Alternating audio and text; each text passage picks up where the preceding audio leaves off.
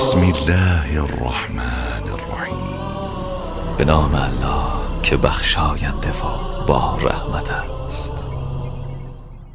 لإیلاف قریش، برای ایجاد الفت میان قریش، ایلافهم رحلة الشتاء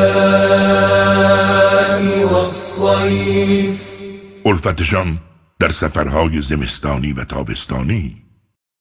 فلیعبدوا رب هذا البیت، پس باید پروردگار این خانه را عبادت کنند.